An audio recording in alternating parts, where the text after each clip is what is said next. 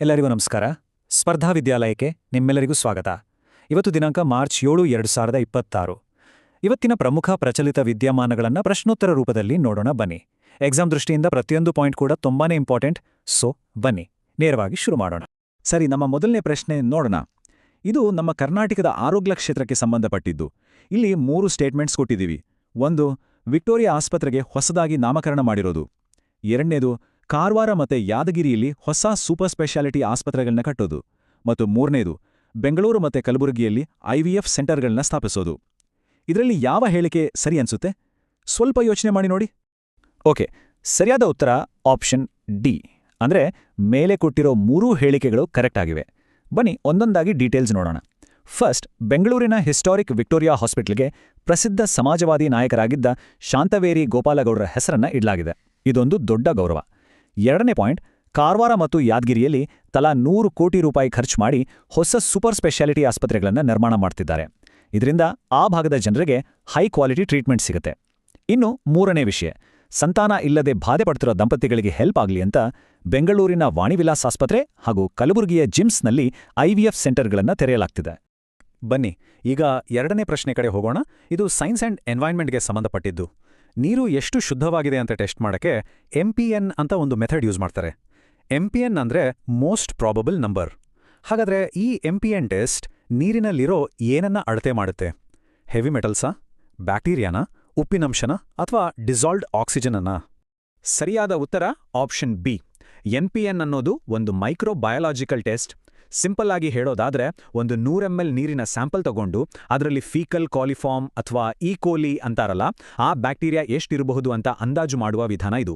ನೋಡಿ, ಇಲ್ಲಿ ಟೇಬಲ್ ಇದೆ. MPN ವ್ಯಾಲ್ಯೂ 3ಕ್ಕಿಂತ ಕಡಿಮೆ ಇದ್ರೆ ಆ ನೀರು ಕುಡಿಯೋಕೆ ಸೇಫ್. ಅದೇ ಜಾಸ್ತಿ ಆಗ್ತಾ ಹೋದ್ರೆ ನೀರು ಕಲುಷಿತವಾಗಿದೆ ಅಂತ ಅರ್ಥ. ರೀಸೆಂಟ್ ಆಗಿ ತುಂಗಭದ್ರಾ ನದಿಯಲ್ಲಿ ಈ MPN ಲೆವೆಲ್ ತುಂಬಾನೇ ಜಾಸ್ತಿ ಆಗಿರೋದು ಗೊತ್ತಾಗಿದೆ. ಇದಕ್ಕೆಲ್ಲ ಕಾರಣ ಇಂಡಸ್ಟ್ರಿ ಮತ್ತು ಸಿಟಿಗಳಿಂದ ಬರುವ ವೇಸ್ಟ್ ವಾಟರ್. 3ನೇ ಪ್ರಶ್ನೆ ನಮ್ಮ ಡಿಫೆನ್ಸ್ ಸೆಕ್ಟರ್ ಬಗ್ಗೆ. ಇಂಡಿಯನ್ ಆರ್ಮಿ ತನ್ನ ಹಿಸ್ಟ್ರಿಯಲ್ಲೇ ಫಸ್ಟ್ ಟೈಮ್ ಒಂದು ಸ್ಟ್ರಾಟಜಿಕ್ ಕಮ್ಯುನಿಕೇಷನ್ ಕಾನ್ಕ್ಲೇವ್ ಅಂತ ಆಯೋಜಿಸಿದೆ. ಇದೊಂದು ಬಹಳ ಇಂಪಾರ್ಟೆಂಟ್ ಮೀಟಿಂಗ್. ಹಾಗಾದ್ರೆ ಈ ಸಭೆ ನಡೆದಿದ್ದು ಯಾವ ಸಿಟಿಯಲ್ಲಿ? Right answer, Lucknow. ಈ ಒಂದು ಹಿಸ್ಟಾರಿಕ್ ಈವೆಂಟ್ ಅನ್ನ ಇಂಡಿಯನ್ ಆರ್ಮಿಯ ಸೆಂಟ್ರಲ್ ಕಮಾಂಡ್ ಮಾರ್ಚ್ 7, 2026ರಂದು ಲಕ್ನೋದಲ್ಲಿ ಆರ್ಗನೈಸ್ ಮಾಡಿತು. ನ್ಯಾಷನಲ್ ಸೆಕ್ಯೂರಿಟಿ, ಇನ್ಫಾರ್ಮೇಷನ್ ವಾರ್ಫೇರ್ ಇಂಥ ಕ್ರಿಟಿಕಲ್ ಟಾಪಿಕ್ಸ್ ಬಗ್ಗೆ ಡಿಸ್ಕಸ್ ಮಾಡೋಕೆ ದೊಡ್ಡ ಆರ್ಮಿ ಆಫೀಸರ್ಸ್, ಮೀಡಿಯಾ ಎಕ್ಸ್ಪರ್ಟ್ಸ್ ಮತ್ತೆ ಡಿಪ್ಲೊಮ್ಯಾಟ್ಸ್ ಎಲ್ಲರೂ ಒಂದೇ ಕಡೆ ಸೇರಿದ್ರು. ಇದು ನಿಜಕ್ಕೂ ಒಂದು ದೊಡ್ಡ ಹೆಜ್ಜೆ. 4ನೇ ಪ್ರಶ್ನೆ ಇನ್ಫ್ರಾಸ್ಟ್ರಕ್ಚರ್ ಡೆವಲಪ್ಮೆಂಟ್ ಬಗ್ಗೆ. ಎಜುಕೇಷನ್ ಹಬ್ ಅಂತ ಫೇಮಸ್ ಆಗಿರೋ ಕೋಟಾ ಮತ್ತು ಬೂಂದಿ ಮಧ್ಯೆ ಒಂದು ಹೊಸ ಗ್ರೀನ್ ಫೀಲ್ಡ್ ಏರ್ಪೋರ್ಟ್ ಬರ್ತಿದೆ. ಇದು ಯಾವ ರಾಜ್ಯದಲ್ಲಿ ಗೊತ್ತಾ? ಸರಿಯಾದ ಉತ್ತರ ಆಪ್ಷನ್ ಬಿ, ರಾಜಸ್ಥಾನ್. ರೀಸೆಂಟ್ ಆಗಿ ನಮ್ಮ ಪ್ರಧಾನಮಂತ್ರಿಗಳು ರಾಜಸ್ಥಾನದ ಕೋಟಾದಲ್ಲಿ ಈ ಏರ್ಪೋರ್ಟ್ಗೆ ಫೌಂಡೇಶನ್ ಸ್ಟೋನ್ ಹಾಕಿದ್ದಾರೆ. ಇದರ ಬಜೆಟ್ ಬರೋಬ್ಬರಿ 1500 ಕೋಟಿ ರೂಪಾಯಿ. ಇನ್ನು 2 ವರ್ಷದಲ್ಲಿ ಇದು ರೆಡಿ ಆಗುತ್ತೆ ಅಂತ ಹೇಳಲಾಗ್ತಿದೆ. ಇದರಿಂದ ಅಲ್ಲಿನ ಟೂರಿಸಂ ಮತ್ತೆ ಬಿಸ್ನೆಸ್ಗೆ ದೊಡ್ಡ ಬೂಸ್ಟ್ ಸಿಗಲಿದೆ. 5ನೇ ಪ್ರಶ್ನೆ ವೈಲ್ಡ್ ಲೈಫ್ ಕನ್ಸರ್ವೇಷನ್ ಬಗ್ಗೆ. ಸ್ಲೆಂಡರ್ ಲೋರಸ್ ಅಂತ ಒಂದು ಕ್ಯೂಟ್ ಆಗಿರೋ ಅಪರೂಪದ ಪ್ರಾಣಿ ಇದೆ. ಇದಕ್ಕೋಸ್ಕರ ಇಂಡಿಯಾದಲ್ಲೇ ಫಸ್ಟ್ ಟೈಮ್ ಒಂದು ಸ್ಪೆಷಲ್ ಕನ್ಸರ್ವೇಷನ್ ಸೆಂಟರ್ ಶುರು ಮಾಡಿದ್ದಾರೆ. ಹಾಗಾದ್ರೆ ಇದು ಇರೋದೆಲ್ಲಿ? ನಮ್ಮ ಕರ್ನಾಟಕದಲ್ಲ, ಕೇರಳ, ತಮಿಳುನಾಡು ಅಥವಾ ಆಂಧ್ರಪ್ರದೇಶದಲ್ಲ? Right answer C, Tamil Nadu. ತಮಿಳುನಾಡಿನ ದಿಂಡಿಗಲ್ ಜಿಲ್ಲೆ ಇದೆಯಲ್ಲ, ಅಲ್ಲಿನ ಅಯ್ಯಲೂರ್ ಕಾಡಿನಲ್ಲಿ ಈ ಸೆಂಟರ್ ಅನ್ನು ಸ್ಥಾಪಿಸಿದ್ದಾರೆ. ಈ ಸ್ಲೆಂಡರ್ ಲೋರಿಸ್ ಏನಿದೆ, ಇದು ನಮ್ಮ ಸೌತ್ ಇಂಡಿಯಾ ಮತ್ತೆ ಶ್ರೀಲಂಕಾದಲ್ಲಿ ಮಾತ್ರ ಕಾಣಿಸಿಗೋದು. ನೋಡಕ್ಕೆ ಚಿಕ್ಕದಾಗಿ ದೊಡ್ಡ ಕಣ್ಣುಗಳ ಇಟ್ಕೊಂಡು ರಾತ್ರಿ ಹೊತ್ತು ಆಕ್ಟಿವ್ ಆಗಿರುತ್ತೆ. ಇದು ರೈತರಿಗೆ ಹೆಲ್ಪ್ ಮಾಡೋ ಪ್ರಾಣಿ ಕೂಡ. ಸೊ ಈ ಅಪರೂಪದ ಜೀವಿಯನ್ನು ಉಳಿಸೋಕೆ ಈ ಸೆಂಟರ್ ತುಂಬಾನೇ ಮುಖ್ಯ. ಮುಂದಿನ ಪ್ರಶ್ನೆ ಕ್ವೆಶ್ಚನ್ ನಂಬರ್ 6. ಇದು ಇಂಟರ್ನ್ಯಾಷನಲ್ ವಿಮೆನ್ಸ್ ಡೇ ಬಗ್ಗೆ. 2026ರ ಅಂತಾರಾಷ್ಟ್ರೀಯ ಮಹಿಳಾ ದಿನದ ಥೀಮ್ ಅಂದ್ರೆ ಘೋಷವಾಕ್ಯ ಏನು? ಆಪ್ಷನ್ಗಳನ್ನ ಒಮ್ಮೆ ಸರಿಯಾಗಿ ಓದ್ಕೊಳ್ಳಿ. ಸರಿಯಾದ ಉತ್ತರ ಆಪ್ಷನ್ ಸಿ.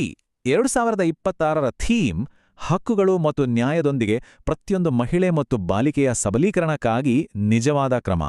ಇದರಲ್ಲೊಂದು ವಿಶೇಷತೆ ಇದೆ ನೋಡಿ. ಇದು ಬರೀ ಮಾತುಗಳಲ್ಲ, ಆಕ್ಷನ್ ಬೇಕು, ರಿಯಲ್ ಆಕ್ಷನ್ ಬೇಕು ಅಂತ ಒತ್ತಿ ಹೇಳುತ್ತೆ. ಗ್ಲೋಬಲ್ ಲೆವೆಲ್ನಲ್ಲಿ ಗಿವ್ ಟು ಗೇನ್ ಅಂತ ಒಂದು ಕ್ಯಾಂಪೇನ್ ಕೂಡ ನಡೀತಿದೆ. ನಮ್ಮ ಭಾರತದಲ್ಲಿ ಕೂಡ ಸರ್ಕಾರ ಈಗ ವುಮೆನ್ಸ್ ಡೆವಲಪ್ಮೆಂಟ್ ಅನ್ನೋ ಕಾನ್ಸೆಪ್ಟ್ನಿಂದ ಒಂದು ಸ್ಟೆಪ್ ಮುಂದೆ ಹೋಗಿ ವುಮನ್ ಲೆಡ್ ಡೆವಲಪ್ಮೆಂಟ್ ಅಂದ್ರೆ ಮಹಿಳಾ ನೇತೃತ್ವದ ಅಭಿವೃದ್ಧಿಗೆ ಫೋಕಸ್ ಮಾಡ್ತಿದೆ.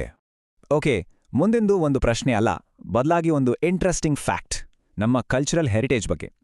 ತೋಹಿಲಾ ಅಂತ ಕೇಳಿದ್ರಾ? ಇದು ಜಾರ್ಖಂಡ್ ರಾಜ್ಯದ ಟ್ರೈಬಲ್ ಕಮ್ಯುನಿಟಿಗಳ ಒಂದು ಯುನೀಕ್ ಆದ ಮ್ಯೂಸಿಕಲ್ ಇನ್ಸ್ಟ್ರೂಮೆಂಟ್.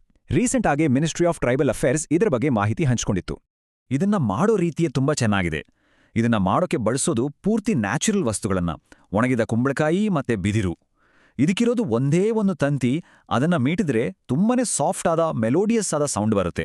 ಇದನ್ನ ಜಾರ್ಖಂಡ್ನ ಆದಿವಾಸಿ ಸಂಗೀತದ ಆತ್ಮ ಅಂದ್ರೂ ತಪ್ಪಾಗಲ್ಲ. ಈಗ ಕ್ವೆಶ್ಚನ್ ನಂಬರ್ 8, ಇದು ನಮ್ಮ ದೇಶದ ಅಗ್ರಿಕಲ್ಚರ್ ಮತ್ತು ಇಂಡಸ್ಟ್ರಿ ಸೆಕ್ಟರ್ಗೆ ಸಂಬಂಧಿಸಿದ್ದು. IFFCO ಅಂದ್ರೆ Indian farmers fertilizer cooperative limited ಒಂದು ಹೊಸ ಸಲ್ಫ್ಯೂರಿಕ್ ಆಸಿಡ್ ಪ್ಲಾಂಟ್ 3 ಅನ್ನು ಶುರು ಮಾಡಿದೆ. ಹಾಗಾದ್ರೆ ಈ ಪ್ಲಾಂಟ್ ಇರೋದು ಎಲ್ಲಿ? ರೈಟ್ ಆನ್ಸರ್, ಒಡಿಶಾದ ಪಾರಾದೀಪ್. ಈ ಪ್ಲಾಂಟ್ ಅನ್ನ ಉದ್ಘಾಟನೆ ಮಾಡಿದ್ದು ನಮ್ಮ ಕೇಂದ್ರ ಗೃಹ ಮತ್ತು ಸಹಕಾರ ಸಚಿವರಾದ ಅಮಿತ್ ಶಾ ಅವರು.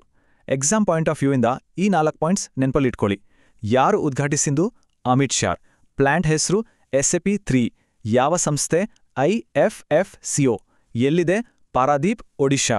ಈ ಸಲ್ಫ್ಯೂರಿಕ್ ಆಸಿಡ್ ಗೊಬ್ಬರ ಮಾಡೋಕ್ಕೆ ಬೇಕಾಗಿರೋ ಒಂದು ಮೇನ್ ರಾ ಮೆಟೀರಿಯಲ್. ಇದರಿಂದ ನಮ್ಮ ದೇಶ ಫರ್ಟಿಲೈಸರ್ ವಿಷಯದಲ್ಲಿ ಸ್ವಾವಲಂಬಿಯಾಗೋಕೆ ಹೆಲ್ಪ್ ಆಗುತ್ತೆ.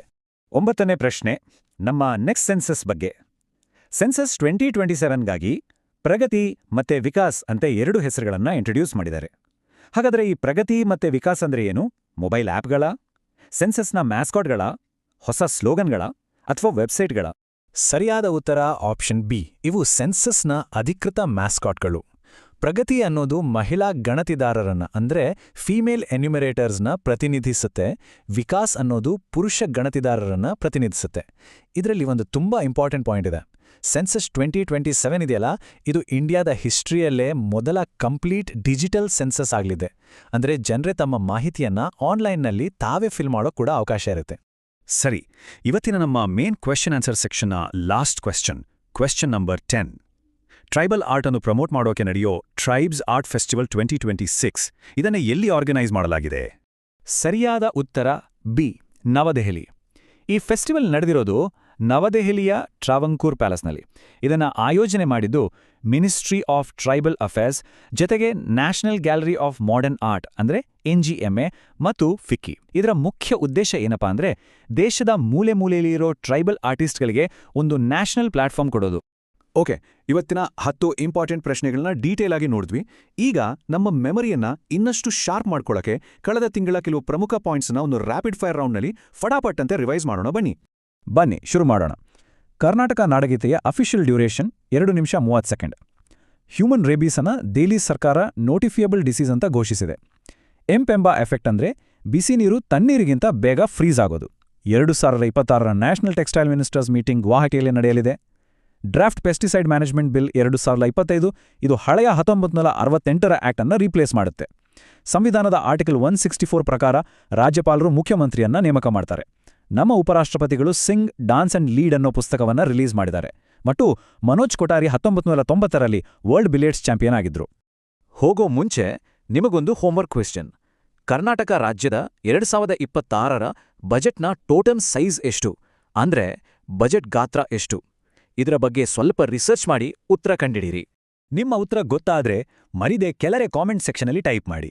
ಇವತ್ತಿನ ಈ ಮಾಹಿತಿ ನಿಮ್ಗೆ ಇಷ್ಟ ಆಗಿದ್ರೆ ಖಂಡಿತ ಒಂದು ಲೈಕ್ ಕೊಡಿ, ನಿಮ್ಮ ಫ್ರೆಂಡ್ಸ್ ಜೊತೆ ಬೇರೆ ಆಸ್ಪಿರೆಂಟ್ ಜೊತೆ ಶೇರ್ ಮಾಡಿ. ಹಾಗೆ ನಮ್ಮ ಸ್ಪರ್ಧಾ ವಿದ್ಯಾಲಯ ಚಾನಲ್ಗೆ ಸಬ್ಸ್ಕ್ರೈಬ್ ಆಗೋದು ಮರಿಬೇಡಿ. ಹೆಚ್ಚಿನ ನೋಟ್ಸ್ಗಾಗಿ ನಮ್ಮ ಟೆಲಿಗ್ರಾಮ್ ಚಾನಲ್ ಕೂಡ ಜಾಯ್ನ್ ಆಗಿ. ಧನ್ಯವಾದಗಳು. ಮುಂದಿನ ಸಂಚಿಕೆಯಲ್ಲಿ ಮತ್ತೆ ಭೇಟಿಯಾಗೋಣ.